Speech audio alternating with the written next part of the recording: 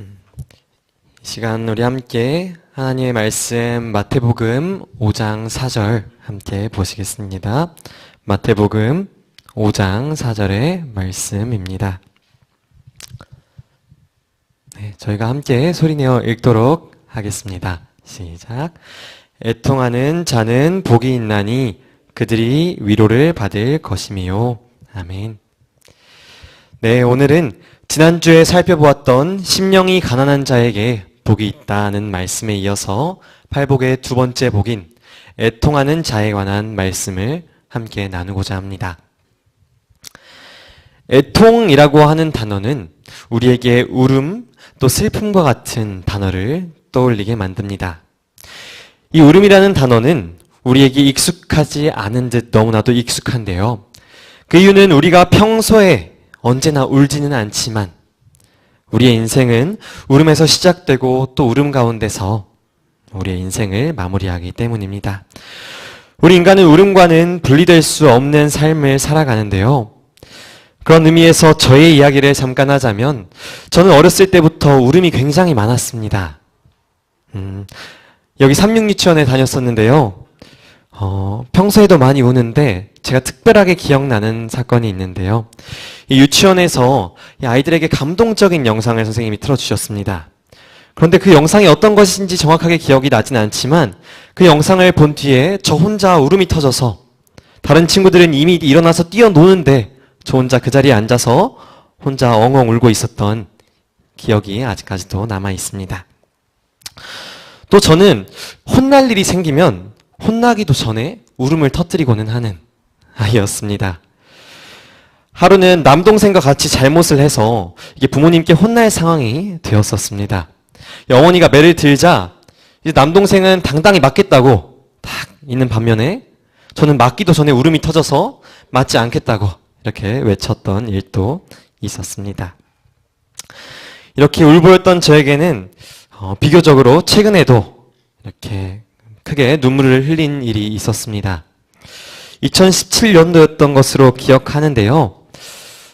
아시는 분들도 계시겠지만 제가 조금은 친구들보다 대학을 빨리 갔습니다. 당연히 하나님께서 인도하셨기 때문에 그렇게 빨리 갈 수 있었는데요.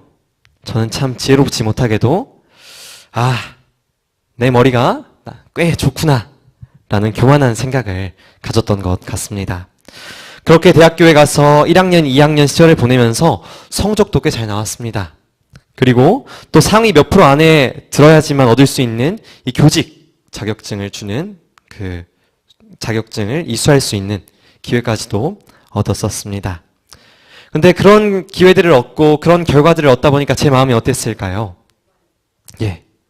교만해져서 저는 혼자 뭐라도 할 수 있을 것 같은 그런 상태가 되어 있었습니다.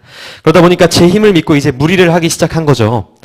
이제 대학교 3학년 2학기였습니다. 이제 군대를 가기 직전이었는데요. 저는 제가 들을 수 있는 최대 학점을 가장 어려운 과목들로 꽉꽉 채워서 수강 신청을 했습니다. 굉장히 자만했었기 때문에 조금 힘들어도 내가 열심히 하면은 해낼 수 있겠지라고 생각을 하고 있었습니다. 그런데 제가 어떻게 되었을까요? 이게 시간이 지나면서 할 공부가 많으니까 밤을 새는 날도 많아졌습니다. 그러면서 공부할 것도 많아지고 하다 보니까 저 스스로 이제 어린 나이 19살이었는데요. 스스로 그때 한계를 느끼고 이게 번아웃이라고도 하죠. 더 이상은 아무것도 할 수가 없어서 공부고 자존심이고 뭐고 다 포기를 해본 일이 있습니다. 그때 제가 어떻게 했는지 혹시 짐작이 가시나요? 네. 침울한 상태로 집에 먼저 들어갔습니다. 그리고 어머니 아버지가 안방에서 주무시고 계셨는데요. 제가 그 문을 열고 그 방에 들어가서 부모님 앞에서 주저앉아서 더 이상 못하겠다고 펑펑 울었던 기억이 있습니다. 그때 제 감정을 생각해 보면은 제가 스스로 무력하다는 느낌을 받고 또 제 자존심이 무너지는 순간 제가 울 수밖에 없었던 것 같은데요. 오늘 주제에 등장하는 이 애통이 그와 비슷한 것 같습니다. 이 애통이라고 하는 단어는요, 슬퍼하고 가슴 아파하다라고 합니다. 그리고 또 슬프게 한탄하다라는 뜻을 가지고 있는데요. 이 여러 울음 중에서도 슬픔 가운데 이루어지는 이 울음이 애통이라고 합니다. 그래서 제가 이 애통을 계속해서 생각해 보다 보니까요. 이 애통이라는 감정을 저는 우리 인간이 무력감을 느낄 때 이르러 오는 감정이라고 또 정의를 해 보았습니다. 세상을 보면요. 우리를 슬프고 애통하게 하는 사건들이 굉장히 많습니다.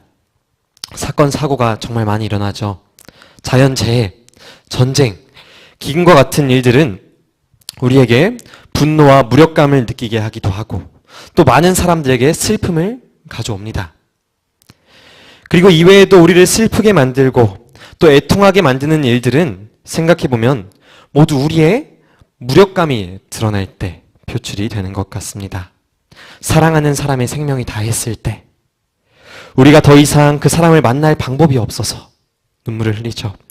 또는 누군가에게 느끼는 그 미안한 감정에 대해서 도저히 그 미안함을 해결할 수 없을 때 또 우리는 눈물을 흘리기도 합니다.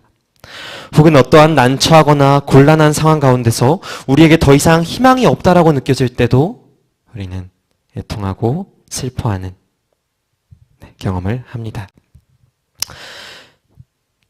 그런데 여기서 우리가 우선적으로 꼭 기억해야 하는 사실은요. 슬픔과 애통은 하나님께서 우리에게 주시고자 만드신 것이 아닌 이 죄가 가져온 결과라고 하는 것입니다. 우리가 느끼는 무력감, 특별히 우리 인간은요. 죽음 앞에서 가장 큰 무력감을 느낀다고 생각합니다.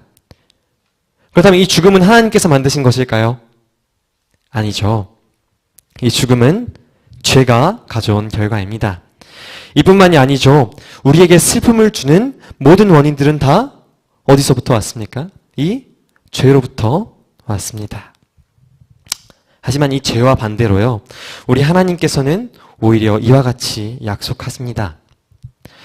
모든 눈물을 그 눈에서 닦아주시니 다시는 사망이 없고 애통하는 것이나 곡하는 것이나 아픈 것이 다시 있지 아니하리니 처음 것들이 다 지나갔음이러라.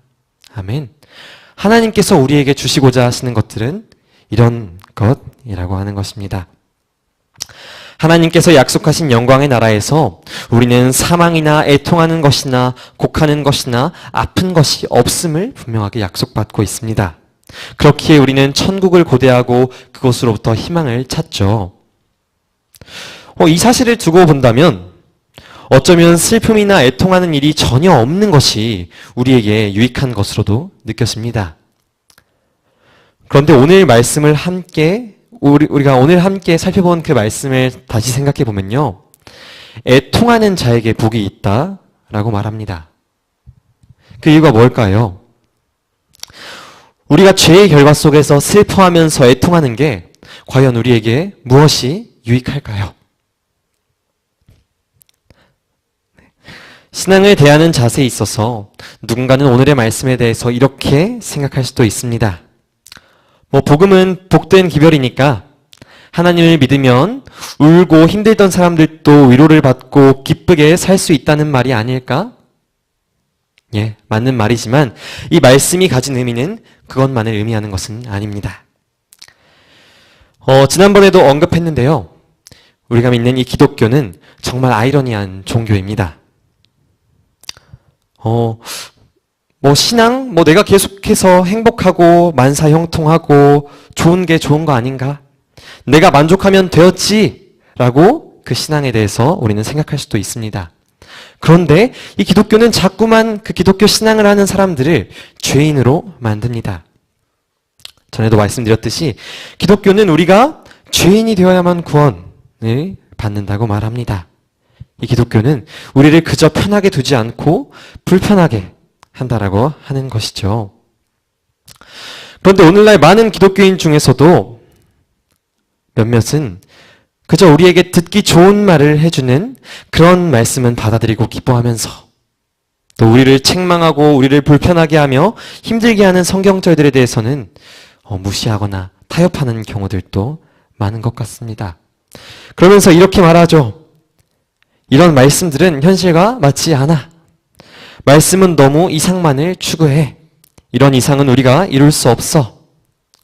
또는 이 말씀과 우리의 살아가는 현대화는 시대적인 차이가 있어서 우리가 지키지 않아도 돼. 이와 같은 말들로 변명을 하는 것을 우리는 종종 보게 됩니다.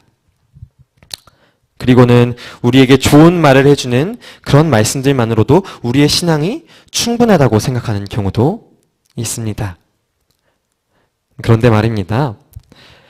우리를 기쁘게 만들어주는 말씀만으로 우리가 신앙을 지속해 간다면 그것은 반쪽짜리 신앙밖에 될 수가 없습니다. 절대로 우리를 구원에 이르게 하는 신앙이 될 수 없다고 하는 것이죠. 성경은 그리스도인들에게 분명히 우리가 그와 함께 영광을 받기 위하여 고난도 함께 받아야 할 것이니라고 말하고 있습니다. 우리 예수님의 사랑을 느끼고 감사하는 것도 마찬가지입니다. 기독교인에게는 분명하게 예수님의 사랑이 있어야 합니다. 그러나 그 사랑에 그저 감사하고 끝나는 것으로 우리의 신앙은 완성되지 않습니다. 참 사랑은 우리에게 변화로 그 증거가 드러나야만 합니다. 사랑은 사람을 변화시키죠.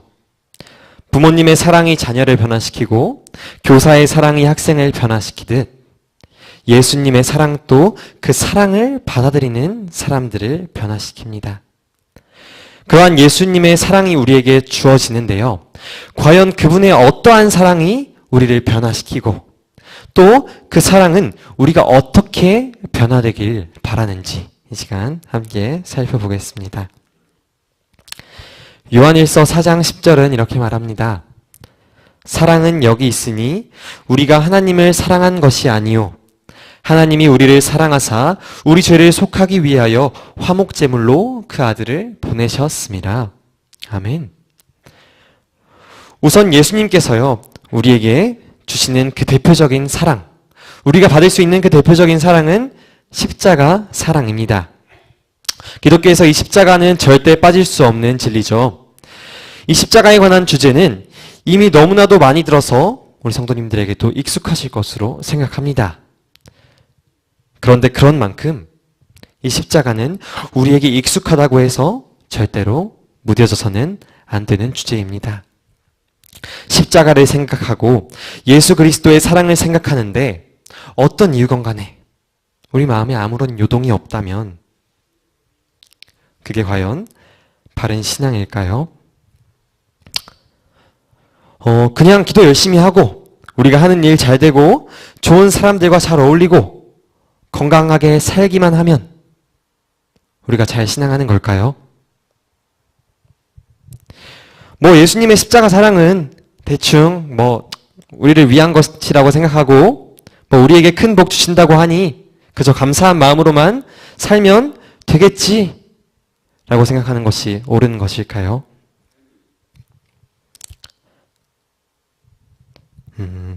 아니죠.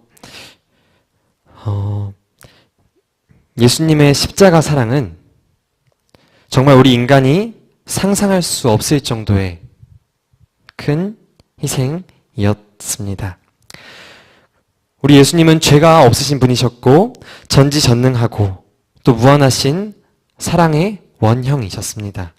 그런 그분께서 이 땅에 죄 많은 인간의 모습으로 오셔서 사신 것입니다. 이 사실만으로도요, 이미 우리 예수님께서는 엄청난 희생을 하셨다는 것을 우리가 알 수 있습니다. 저는 종종 이 삼육 중고등학교를 향해서 갈 때 해 뜨는 집 옆에 있는 이 통로를 향해서 다니고는 합니다. 이 사진이 그곳의 사진은 아닙니다만 이 지름길을 이렇게 표현하려고 사진을 가져왔는데요. 제가 그 길을 다니는 이유는 그곳이 빠르게 다닐 수 있는 지름길이기 때문인데요. 저는 그 길을 지날 때마다 바라는 한 가지가 있습니다. 그게 뭘까요? 그것은 제발 그 골목에서 담배 피는 사람을 마주치지 않았으면 하는 것입니다. 왜냐하면 이런 좁은 골목에서 누군가 담배를 피면 저는 그 냄새를 피할 수가 없기 때문입니다. 그래서 제 코를 통해서 그 냄새가 들어오면 저는 굉장히 불쾌함을 느끼는데요. 그 불쾌함을 느끼는 이유가 뭘까요? 우선 제가 담배를 피지 않고 또 그 담배 연기가 제 건강에 해롭다는 것을 제가 알고 있기 때문이겠죠. 우리 예수님께서도 마찬가지였을 거라는 겁니다. 나아가서 우리 예수님께서는 이것보다 더욱 심한 불쾌감이 있으셨을 거라고 하는 것이죠. 고린도후서 5장 21절은요. 하나님이 죄를 알지도 못하신 이를 우리를 대신하여 죄로 삼으신 것은 우리로 하여금 그 안에서 하나님의 의가 되게 하려 하심이라고 말하고 있습니다. 우리 예수님 분명히 깨끗하고 순결한 분이셨습니다. 깨끗하고 순결한 만큼 그분께서는 이 죄와는 완전히 대조되는 분이셨습니다. 그런 그분께서 죄 많은 이 땅에 오셔서 죄의 모습들을 적나라하게 바라보시고 그 가운데서 사셨다고 하는 것이죠. 한번 생각해 보십시오. 그런 경험이 과연 달가운 경험이었을까요? 아니죠. 그런데 어떤 사람들은 이 정도 희생에 대해서는 선교에 대한 사명으로 우리 인간도 가능하지 않을까 생각하시는 분이 계실지도 모릅니다. 그렇다면 죄가 없으신 순결하신 분께서 욕을 받고 또 돌을 맞으며 침뱉음을 당하고 채찍에 맞으며 수치를 당한 일은 어떨까요? 제자가 그분을 팔아넘기고 또 다른 제자는 그분을 부인하는 모습을 직접 지켜본 우리 예수님의 마음은 어땠을까요? 그리고 그분께서 사랑하시어서 구원하러 오신 이 민족이 그분을 거절하고 십자가에 못 박은 일은 어땠을까요? 이러한 일들은 우리 인간이, 죄 많은 우리 인간이 당한다고 해도 너무나도 수치스럽고 또 감히 견딜 수 없는 그런 죄스러운 일입니다. 그런데 무죄한 예수님께서 그 모든 수치를 다 당하신 것입니다. 그리고 나아가서 그분께서는 우리 모든 인간의 죄를 짊어지시고 십자가에 달려 돌아가셨죠. 그가 찔림은 우리의 허물 때문이요 그가 상함은 우리의 죄악 때문이라. 그가 징계를 받음으로 우리는 평화를 누리고 그가 채찍에 맞음으로 우리는 나음을 받았도다. 네. 이런 우리 예수님의 희생이 우리 성도님들에게는 어떻게 느껴지십니까?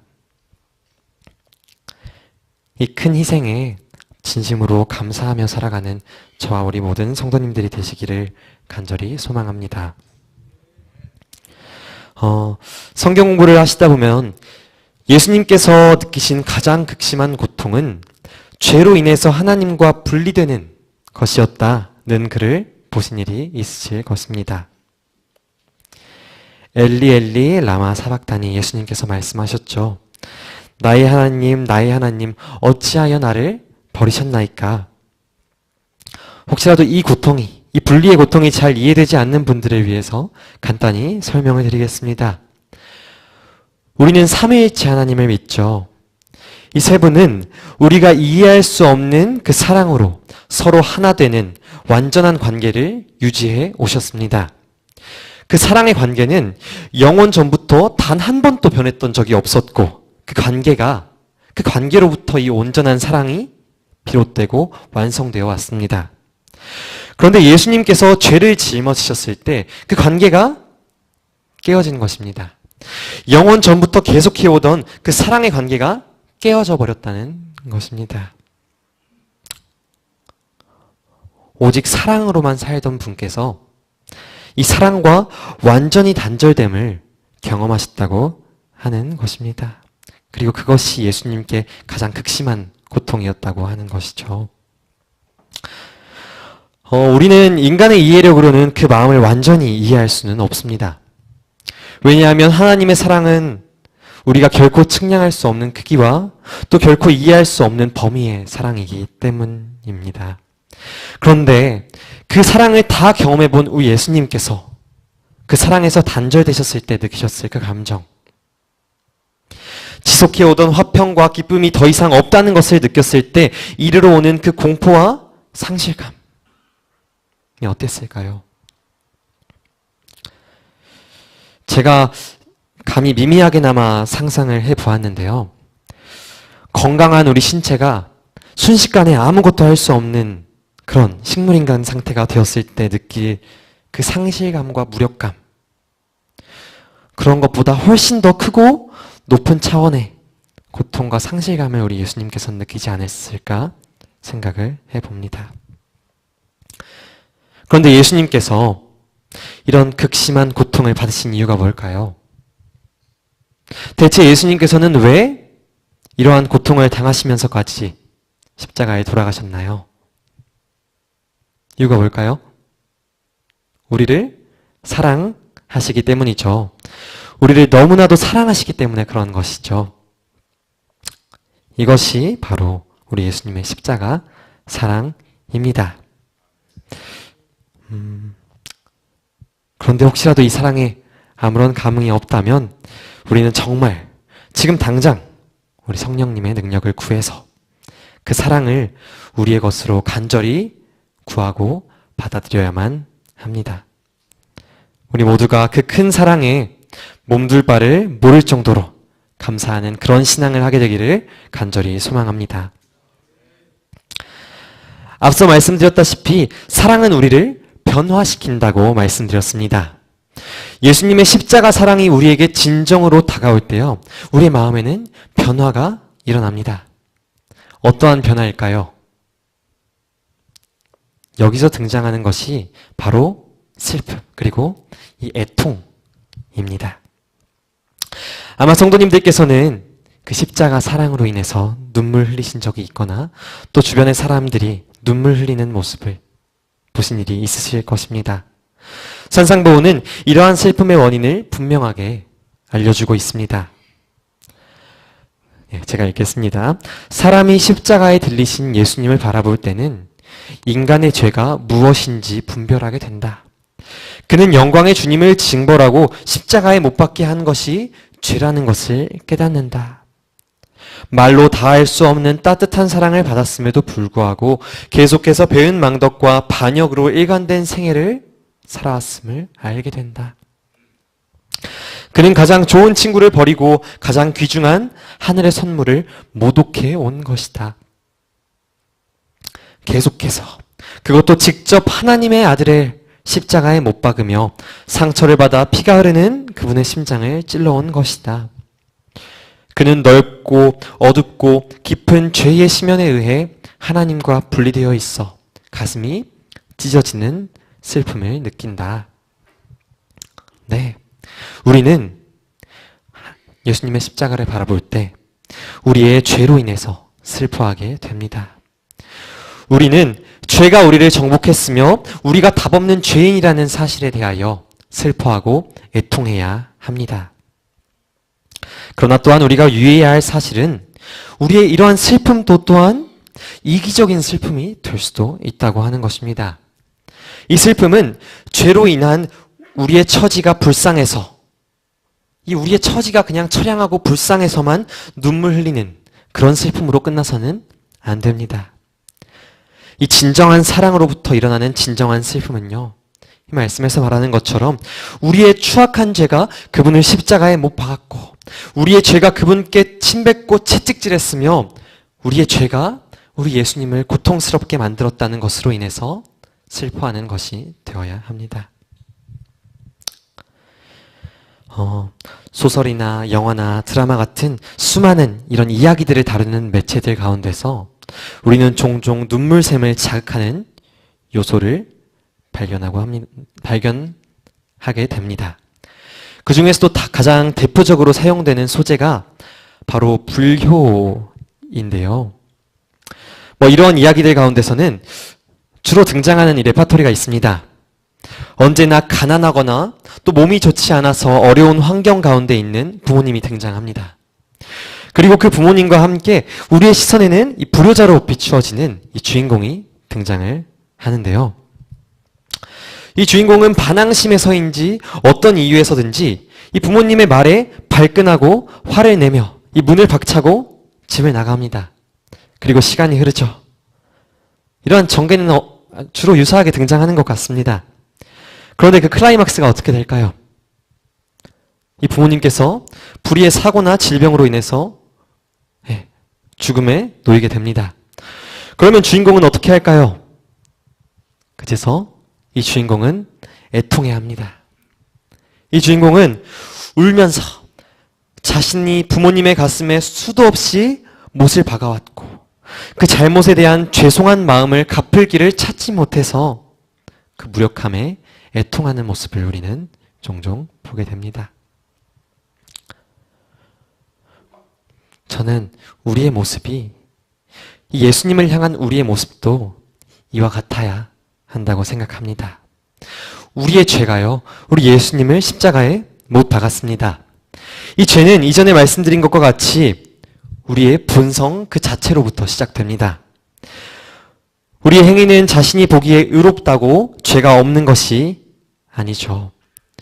우리 모든 인간은 예수님을 고통스럽게 한 일로부터 그 누구도 결백하지 못합니다.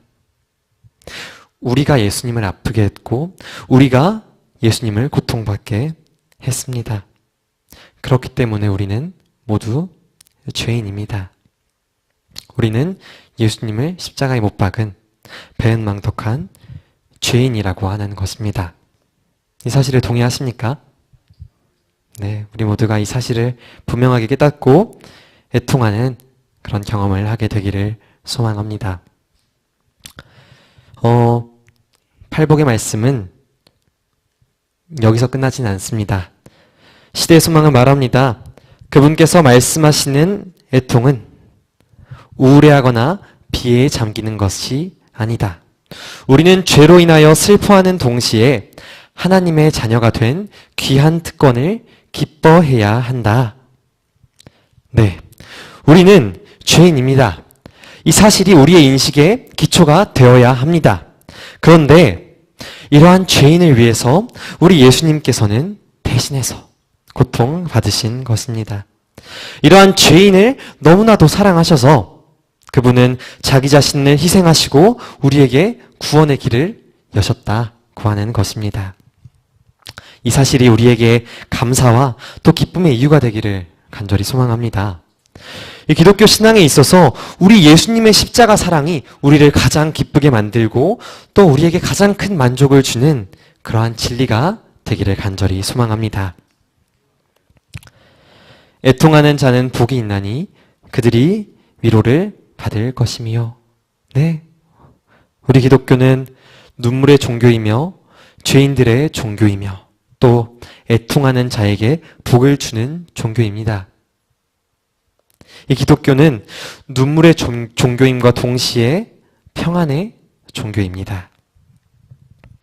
세상에 수많은 사람들이 슬픔과 고통 가운데 살아가죠. 이 슬픔과 고통은 이 그리스도인의 애통과는 다른 차원의 슬픔입니다. 이러한 슬픔은 세상의 표준에 도달하기 위한 이기적인 목적을 이루기 위한 노력과 그것을 이루지 못할 때 다가오는 무력감으로부터 비롯됩니다. 이러한 야망과 욕망은 우리에게 결코 완전한 만족이나 평화를 주지 않으며 결국 우리에게 무력감과 슬픔을 줄 수밖에 없습니다. 하지만 이 성경에서 말하는 애통하는 자에게 주어지는 복은 예수님께서는 우리를 이러한 죄악과 슬픔이 가득한 세상에서 건져내시고자 하는 마음으로 우리에게 전하시는 초청인 것입니다. 그분께서는 이러한 세상에서 우리에게 위로와 평안과 쉼을 약속하십니다. 우리 예수님께서 주시는 이 위로와 평강은 세상이 주는 쾌락과는 전혀 다른 기쁨을 우리에게 선물합니다.